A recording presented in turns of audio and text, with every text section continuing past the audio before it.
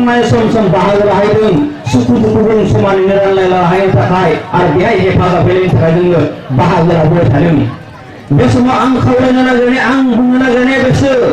बोराय फरायसाफोरा गुबुन गुबुन समाव नांगौ बायदि थासारियाव नांगौ बायदि समाव मोनफ्रोमबो गामियावनो माब्लाबा थोंजोङै सान मोना खोथा गैया जों बेहाय बाहागो लाहैनाय जायो।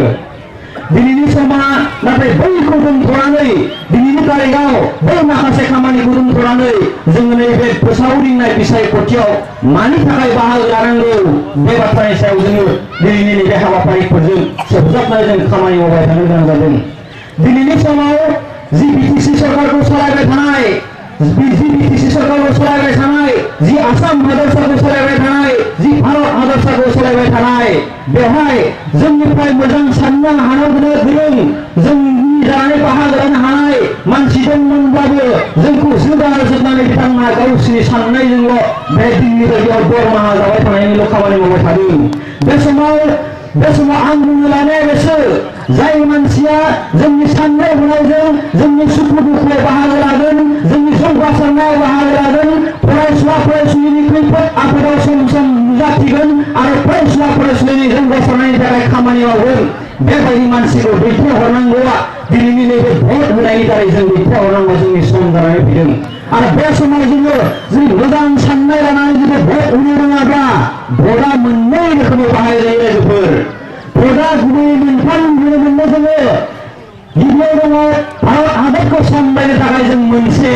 जायखौ होनना बुङो दिनैनि समाव MP इलेक्सन दिनैनि जों भटखौ लानानै फोसावबाय थानाय जादों बे इलेक्सन MP इलेक्सन भारत हादरखौ सामलायनो थाखाय आरो नैथियाव दङ आसाम हादरसाखौ सामलायनो थाखाय MLA नि इलेक्सन जायो MLA नि थाखाय जों भट होनो मोननाय जायो। आरो थामथियाव जाहैबाय BTC काउन्सिलखौ सालायनो थाखाय जि सरकार BTC सरकारखौ सालायनो थाखाय जोंखौ खावनांगौ बानांगौ नोजोर होनांगौ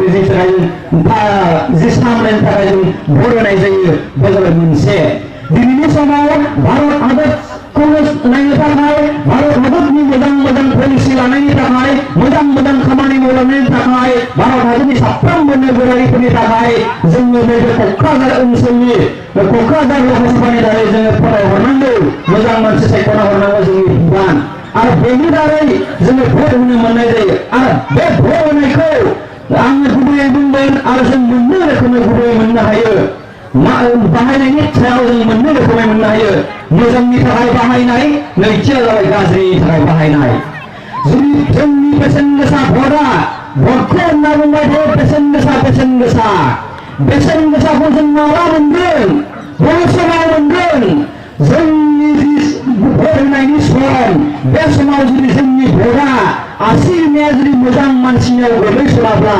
बे गाज्रिनि थाखाय बाहायजागोन आरो बे मोजां महर मोननाय नङा।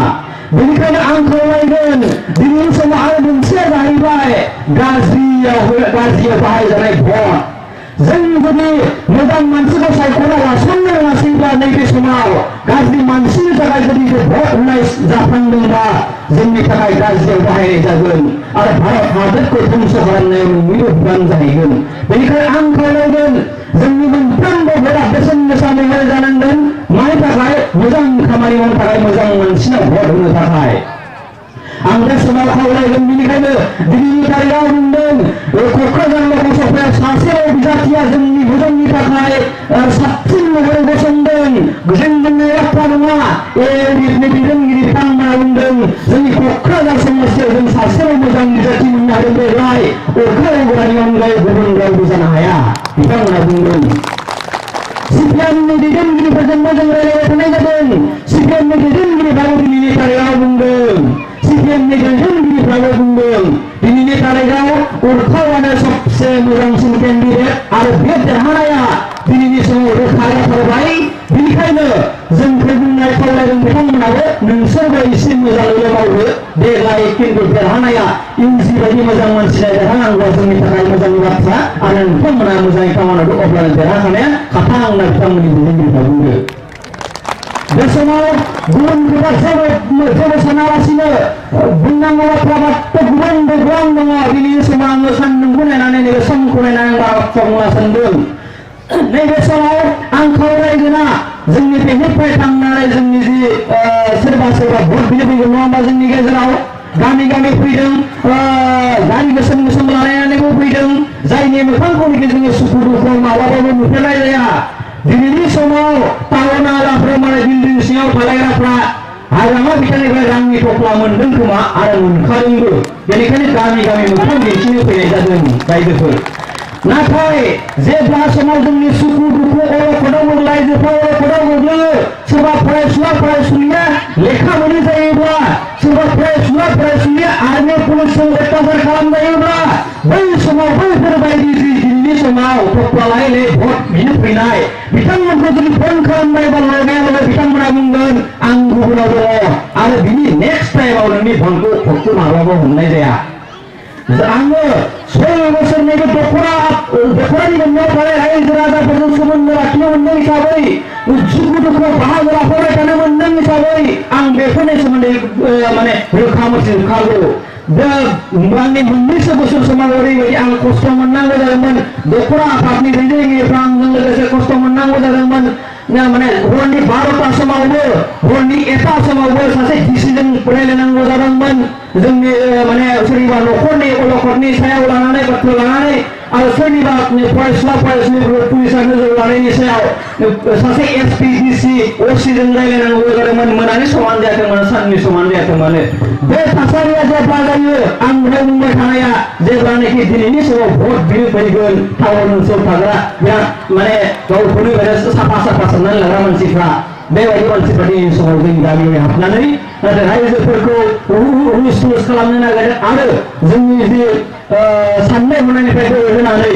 500,000 थाखायावनो जोंखौ बुजावनो नागिरदों आं दहाय बुंबाय थानाया जोंनि भटआ जेन बेबायदि गाज्रि खामानिनि थाखाय दाथांथों आं बुंगोन दिनैनि समाव जोंनि इयुन जेनेरेसनखौ जों बांसिन गोसो होनांगोन जोंनि उन्दै उन्दै फंबाय बिनानाव जाखांबोनाय जि उन्दै उन्दै फंबाय बिनानावफोर जोनोम जाबोनो थाखाय लानाय बै गथ'साफोरनि थाखाय जोंनि जि माहारि जोंनि नैबे ओनसोलनि रायजो राजाफ्रा थांना थानांगौनि थाखाय आरो बिथांमोननि